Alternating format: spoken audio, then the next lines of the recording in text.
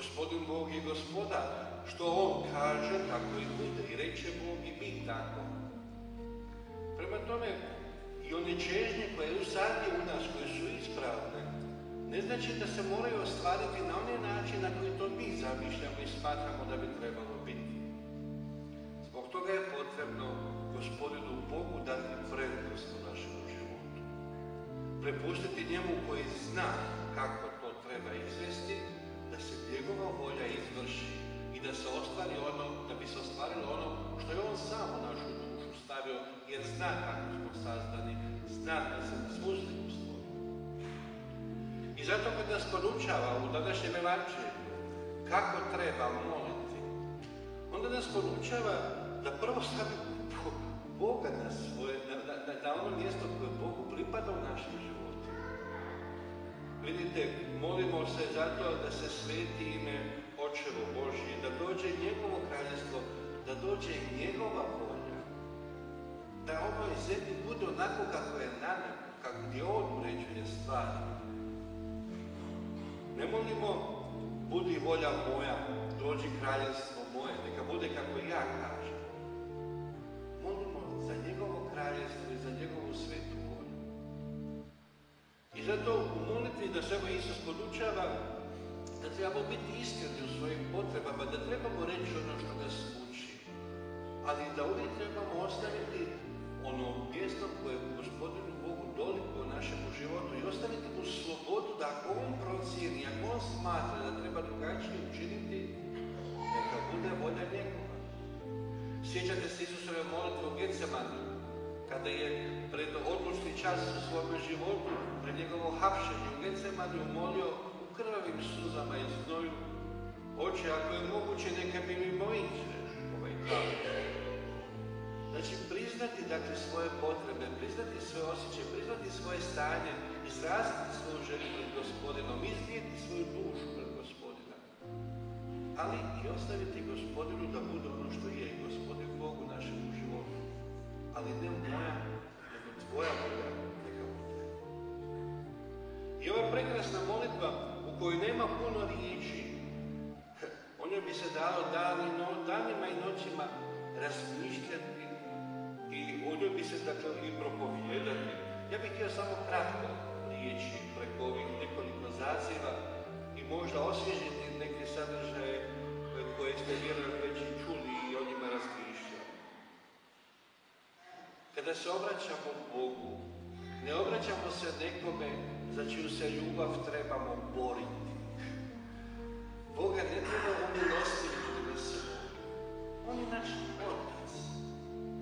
To znači, ljubav prema nama je već upisana u njegovome srcu. Ne trebam se bojati da me taj nebeski Otac neće voljeti.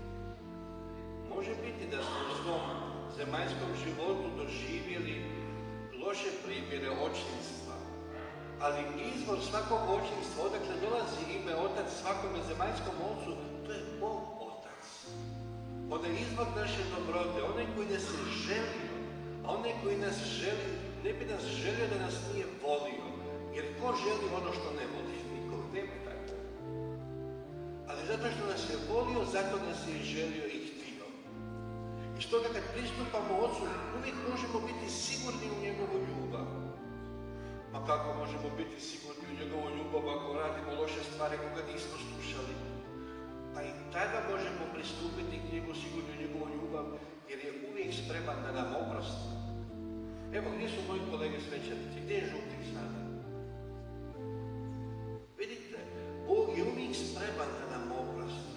Stoga u kakvom god stanju da se nalazimo, pa makar se nalazili u stanju da nam po crkvenom pravu nije dopušteno dodijeliti odrješenje. Ne trebamo sumnjati u Božju ljubav. Pa makar zbog toga da se sačuva sakramentan brak, da se sačuva obitelj, da se spriječi da djeca trpe zbog rastave svojih roditelja i ostaloga, možda neki ljudi neće moći pristupiti poditi zajedništva i sakramentima nekima, ma i onda te Bog ljubi. I onda je Bogu stalo do tebe. I onda se Bog brine za tvoje spasenje i želi da mu budeš prijatelj.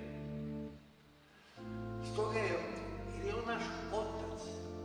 Voli li normalan Otac, ako govorimo o normalnim prilikama, voli li roditelj svoje dijete i onda kad je bolesno? Pa još i više voli onda kad je bolesno. A Isus je rekao, nije rekao, ja sam došao kazniti sve grešnike. Ja sam došao potražiti ono što je izgubljeno i spasiti to. Kad su mu govorili zašto se druži sa grešnicima, on je rekao, ma nisu to grešnici, to su bolesnici.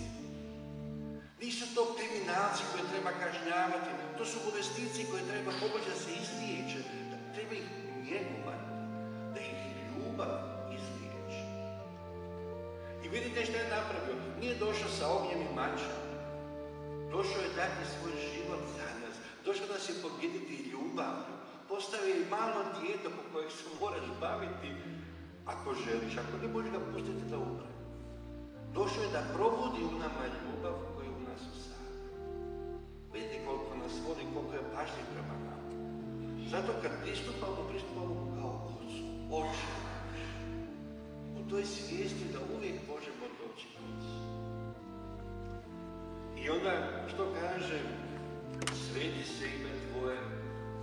Ma, Božje ime je sveto. I ima gdje dođi kraljevstvo, ta molba za dolazak kraljevstva nam osvjetljava ovo, znači sveti se ime Tvoje, da to ime bude sveto, da ljudi te prepoznaju i priznaju da si ti otac i da voliš svakoga čovjeka.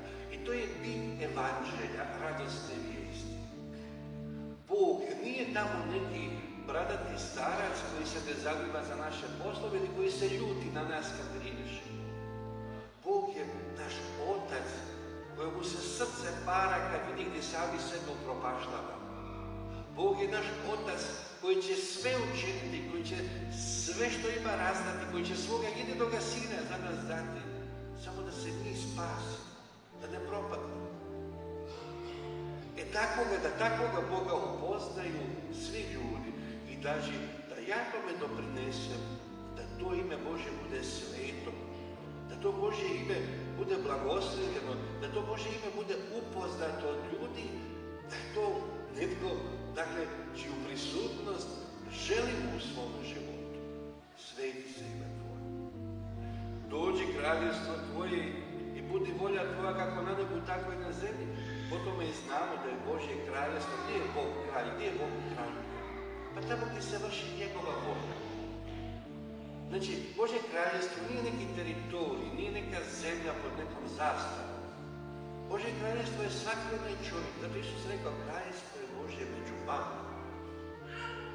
Ako mi dozvolimo Bogu da On bude kraj naših postupaka, da se ravnamo po onome kako On zapovjede, kako nas On potiče radi našega dobra, ako živimo po tome što nam On govori, po njegovoj riječi, tada smo mi njegovo kraljevstvo.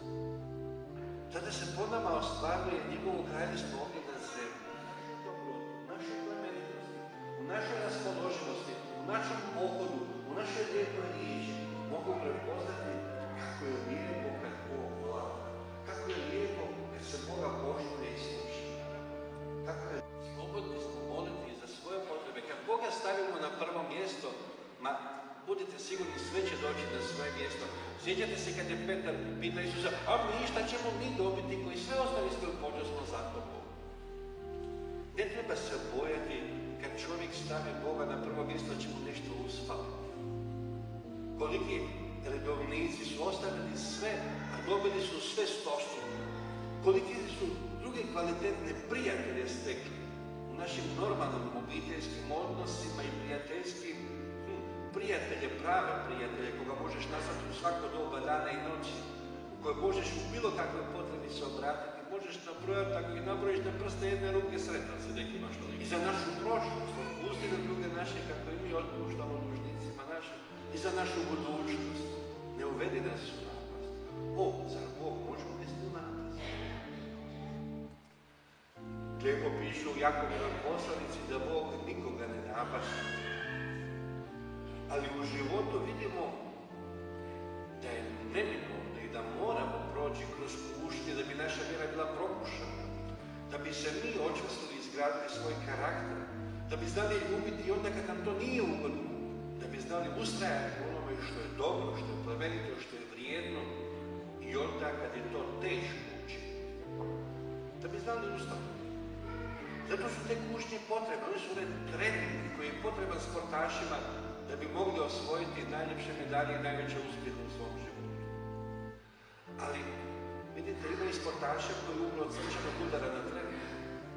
I to što vam je s početka bilo stavljeno da bude kao kušnja, da nam pomogne, makar zahtjeva znoj, makar zahtjeva jedan veliki napor, može se pretvoriti u katastrofu u našem životu. Zato molimo Gospodina, ovom molitvom ne uvedi nas u napast, ne da bi nas on uveo u napast da nas upropasti, nego da nam da onaj križ koji možemo nositi.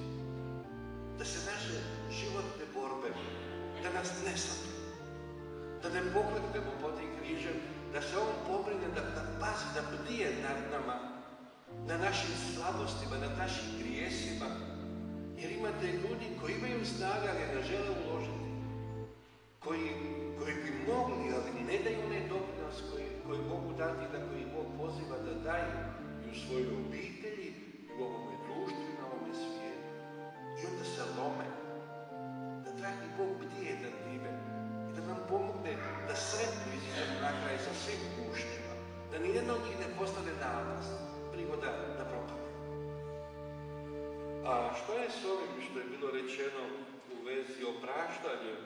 Otpusti nam duge naše, kako i mi otpusti smo dužnicima svojim. Evanđelist Matej čak dodaje ovdje, doista ako vi otpustite ljudima njihove prijestupke, otpustit će vam Otac vaš nebeski, ako ne vi ne otpustite, ni Otac vaš neće otpustiti vaše prijestupke. Jako je važno za čovjekov život, osobito znamo kad dođemo u neke godine, da čovjek ima mir u svojoj duši, u svom životu. Jako je važan taj Božji mir. Ne da se ničim kupiti, ničim platiti, osim iskrenom i čistom savješću. I Bog da bi nam dao taj mir, koji je izvor snaga u našem životu, On koji puta od nas traži također i da znamo na pravi način sagledati i smjestiti i događaje iz svoje prošlosti koji nisu bili ugodni. Stvari koje su nam se dogodile, koje su radile našu dušu, da ih znamo na ispravan način te rane očistiti i omogućiti da zacijemo.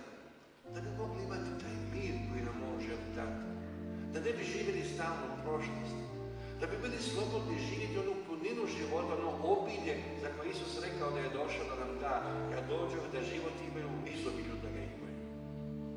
Ako ne možemo oprostiti, ako nismo oprostili, ako se nalazimo još u tom grču tih svojih starih rana i povreda, mi ne možemo iskusiti to Božje obilje koje nam Bog želi darovati po svom miru. Zato nas ovdje poziva na to praštanje. Poziva nas prije svega da molimo, da mognemo oprostiti. Oprostiti ne znači da se trebamo pomiriti sa drugim ljudima. Jer onda se ne bi mogli oprostiti ljudima koji su umrli, koji su nas povrijedili, a umrli. Ili one koje nećemo više nikad susresti u životu. Morali bi zauvijek živjeti s tom ranom, jer se nećemo moći nikad s njima pomiriti. Nećemo ih vidjeti. Ne, nije to stvar oproštenja.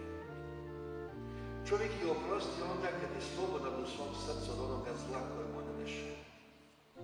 Kad može s mirom o tome govoriti, kad je našao smisao toj povredi u svom životu, kad je izvukao neku pouku, kad je isto vidišao mudriji i snažniji, onda može reći da je oprostio. Dakle, kad nema želje za osvetu, kad nema gorčine koja mu sadašnjicu zagorčava i onesposobljava ga za puninu života. Da, mi bi to htjeli, ali često puta to ne možemo postići. Znači je to da onda ni Bog nama neće oprostiti? Ne znači to. Ovo je poduka o molitvi. Bog nas želi podučiti. Vidiš, ja tebi opraštam sve tvoje grijehe. Možeš doći meni kad god zaželiš, ja ću ti oprostiti. Ali taj dar opraštanja koji sam ti ja dao, daj ga pokušaj uložiti u svoj život. Pokušaj ti svoju dušu osloboditi od onih rana, od one želje za osvetom, od onih muka koje si proživio kroz svoj život i koje su ti drugi ljudi nanijeli. Pokušaj uložiti taj talenat oproštenja koji sam ti ja dao, tu slobodu koju sam ti ja dao, Pokušaj iskoristiti da tvoji međuljudski odnosi, da tvoj odnos prema tvojim bližnjima i da tvoja unutarnja sloboda bude ostvarena. Pokušaj to učiniti. Ohrabri se na to. Nemoj zakopati taj talent koji sam ti dao. Znate, kada mi dođu ljudi na ispovjed, a kad mi kažu, pater, psovao sam u prometu, progovorio ružne riječi, bio agresivan, ja se u sebi posramim, pomalo se da smijem sam sebi, kako mu ne bih oprostio, kad znam da sam ja možda još i gori od njega u prometu. I znam da mi je to Bog oprostio. Ako je meni to Bog oprostio, kako bi ja sad mogao njemu reći sada, ovo sram te bilo, ne smiješ tako. Treba se pokuljiti i reći, vidiš kako je Bog dobar. Bog da mu prašta, Bog da daje priliku. Znate, kad je čovjek svjestan što je Bog njemu oprostio, tada je daleko spremnije oprostiti i onim ljudima s kojima se susreće njihove grijehe.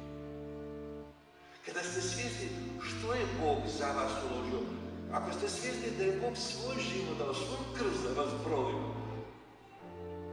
znate da onda ta riječ i taj postupak tako malo znači u životu. To relativizacija tih naših povreda je osobito važna i značajna, recimo kad ljudi umiru, kad su bolesni, kad smanjaju. Kad tražimo da se pomirimo s njima, kad tražimo oproštenje jednih od drugih, kad vidimo zapravo u tim trenucima što je zapravo važno u životu. Isus nas je ovdje u ovoj molitvi, evo, poziva da ne budemo samo oni koji će moliti samo za sebe i misliti samo na sebe, nego i to što molimo, da i to upotrijebimo na to da budemo dostojni te molitve, da budemo njegovi, koji će dalje širiti to Božje opraštanje koje nam je taj dar Božjeg opraštanja koje nam je on dao. Dakle, ako se ne osjećate u ovom trenutku sposobno oprostiti drugima, nemojte misliti da Bog vama neće oprostiti. Ali on vas i dalje želi potaknuti, i dalje vam želi pomoći da shvatite ma kako je lijepo kad je čovjek slobodan od zločina. Kad je slobodan od onoga zla, kad mu onaj ništa ne može što mu je ružno rekao ili napravio, kad ti si sačuvao svoje dostojanstvo, sačuvao svoj mir. Ali i to je Božji dar. Trebamo moliti za njega da nam Bog udjeli taj dar. Trebamo biti strpljivi sa sobom. A rade ne mogu ja dan iscijeliti. Ali jako mi je važno da shvatite u ovom oče našem, mnogi to ružno tumače. Bog ti neće oprostiti ako ti ne možeš oprostiti. Nije tako. Taj isti Matej u svom evanđelju prije toga je rekao, pogledajte kakav je Bog savršen i tako i vi trebate biti. Onda je da njegovo sunce izlazi i dobrima i lošima. I da njegova kiša pada i pravednima i nepravednima. Što to znači? To znači da se Bog ne da uvjetovati u svojoj dobroti, jer nam daje ono što nam je potrebno. Ne da se uvjetovati našim postupcima. Ne da se uvjetovati našom zločinu. Ali i tekako svjestan i ovdje nam želi nas potaknuti i tekako je svjestan kako mi možemo sami sebe upropastiti za svoje postupce. I kako je važno da to ne činimo. Da sami sebe ne upropastimo. Ako dopustite Duhu Božjemu kojega ste primili, kojega ste dobili na krštenju i na potvrdi, da vam on protumači, da vam kaže gdje se ta riječ treba ostvariti u vašem životu. I zato je prekrasno da ste večeras htjeli doći ovdje. Prekrasno je da ste htjeli Bogu reći poput Marije, da, neka mi bude po riječi tvojoj. Želimo slušati i čuti tvoju riječ. Želimo po njoj živjeti. Jer znamo da je to riječ života vječnoga, kako je to Petar govorio Isusu. Jer znamo da po toj riječi dolazi obilje tvoga mira i tvoga blagoslova u naš život. Jer znamo da po toj riječi jedino će na koncu se i ovaj svijet ravnati i naši životi ravnati. Jer kako Bog reče, tako će i biti. Evo stoga, neka dragi Bog obilno blagoslovi u vašu dobru volju, neka je podupre snagom svoga Svetoga Duha, a njegovim svjetlom nek upravi vaše živote na njegove staze. Amen.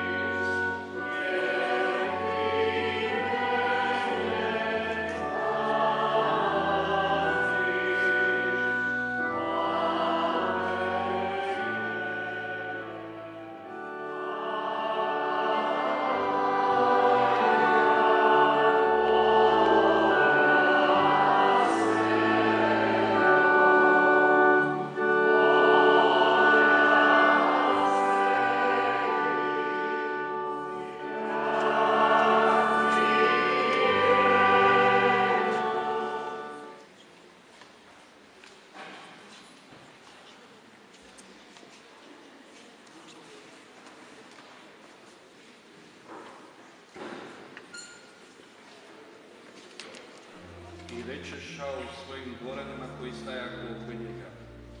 Poslušajte me, sinovi Benjaminovi. Hoće li vam i Išajev sin svima darovati njive i vinograde? Hoće li vas sve postaviti za tisućnike i stotnike? A zašto ste onda svi urotili se protiv mene? Nema nikoga da mi dojavi kad moj sin sklapa savez s Išajevim sinom.